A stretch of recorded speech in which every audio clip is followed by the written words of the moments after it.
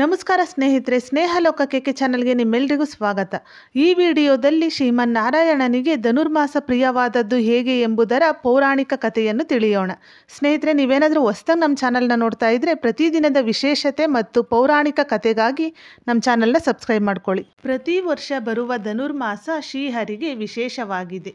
ಈ ಧನುರ್ಮಾಸ ಆಚರಣೆ ಮತ್ತು ಪೌರಾಣಿಕ ಹಿನ್ನೆಲೆಯನ್ನು ತಿಳಿಯೋಣ. ಸೃಷ್ಟಿಕರ್ತ ಬ್ರಹ್ಮದೇವರು ಒಮ್ಮೆ ಹಂಸ ಪಕ್ಷಿಯ ಅವತಾರದಲ್ಲಿ ಲೋಕ ಸಂಚಾರ ಮಾಡುವಾಗ ಭಗವಾನ್ ಸೂರ್ಯ ದೇವರು ಹಂಸರೂಪಿ ಬ್ರಹ್ಮನ ಮೇಲೆ ಹೆಚ್ಚಿನ ಬೆಳಕು ಮತ್ತು ಶಾಖವನ್ನು ಒಮ್ಮೆಲೆ ಬಿಡುತ್ತಾರೆ. ಇದರಿಂದ ಬ್ರಹ್ಮದೇವರು ಸಿಟ್ಟಿಗೆದ್ದು ನಿನ್ನ ತೇಜಸ್ಸು ಕ್ಷೀಣವಾಗಲಿ ಎಂದು ಶಾಪ ನೀಡುತ್ತಾರೆ. ಶಾಪಗ್ರಸ್ತನಾದ ಸೂರ್ಯ ದೇವರು ಶಾಂತಿಹೀನರಾಗಿ ತನ್ನ ಪ್ರಕಾಶಮಾನವನ್ನು ಕಳೆದುಕೊಳ್ಳುತ್ತಾರೆ. ಇದರಿಂದ ಇಡೀ ಭೂಮಂಡಲವೇ ಅಲ್ಲೋಲ ಕಲ್ಲೋಲವಾಗುತ್ತದೆ. ಸೂರ್ಯ ದೇವರಿಲ್ಲದೆ ದೇವತೆಗಳಿಗೆ, ಋಷಿಗಳಿಗೆ ನಿತ್ಯ ಜಪ, ಪೂಜೆ, ಹೋಮ ಹವನ ಮಾಡಲಾಗದಂತಾಯಿತು. ಆಗ ಎಲ್ಲರೂ ಸೇರಿ ಬ್ರಹ್ಮದೇವರಲ್ಲಿ ಸೂರ್ಯ ದೇವರಿಗೆ ನೀಡಿದ ಶಾಪ ವಿಮೋಚನೆ ಮಾಡಿ ಎಂಬ ನಮ್ರ ವಿನಂತಿ ಇತ್ತು. ಅದರಂತೆ ಭಗವಾನ್ ಸೂರ್ಯ ದೇವರು ಧನುರ್ಮಾಸದಲ್ಲಿ ಮೊದಲ ಜಾವದಲ್ಲಿ ಜಗದೊಡೆಯನಾದ ಶ್ರೀಮನ್ನಾರಾಯಣನನ್ನು ಪೂಜಿಸಿದರೆ ಶಾಪ ವಿಮೋಚನೆಯಾಗುತ್ತೆ ಎಂಬುದಾಗಿ ಬ್ರಹ್ಮದೇವರು ಹೇಳುತ್ತಾರೆ.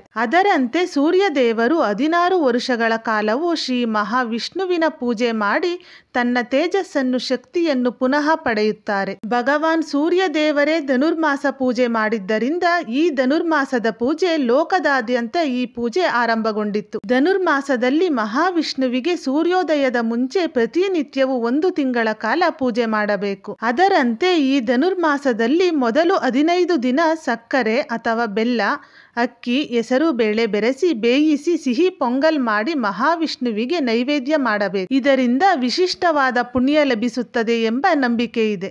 ಈ ಪೂಜೆಯಂತೆ ಉಳಿದ 15 ದಿನ ಖಾರದ ಪೊಂಗಲ್ ಮಾಡಿ ನೈವೇದ್ಯ ಮಾಡಬೇಕು. ಇನ್ನು ಈ ವಿಶೇಷವಾದ ಧನುರ್ಮಾಸವನ್ನು ಶ್ರೇಷ್ಠ ಋಷಿಗಳಾದ ವಿಶ್ವಾಮಿತ್ರರು, ಗೌತಮ ಋಷಿಗಳು, ಅಗಸ್ತ್ಯ ಋಷಿಗಳು ಹಾಗೂ ಭೃಗು ಮಹರ್ಷಿ ಸಹಿತ ದೇವತೆಗಳು ಮಾಡಿರುತ್ತಾರೆ ಎಂದು ಪುರಾಣಗಳಿಂದ ತಿಳಿದುಬರುತ್ತದೆ. ಇನ್ನು ಶಕ್ತಿ ದೇವತೆ ಪರಶಿವನ ಮಡದಿ ಸಾಕ್ಷಾತ್ ಪಾರ್ವತಿ ಕೂಡ ಧನುರ್ಮಾಸದ ವ್ರತ ಪೂಜೆ ಆಚರಿಸಿದ್ದಾಳೆಂದು ಪುರಾಣಗಳಿಂದ ತಿಳಿದುಬರುತ್ತದೆ. ಸೂರ್ಯ ದೇವರು ವೃಶ್ಚಿಕ ರಾಶಿಯಿಂದ ಧನುರಾಶಿಗೆ ಪ್ರವೇಶ ಮಾಡುತ್ತಾನೆ.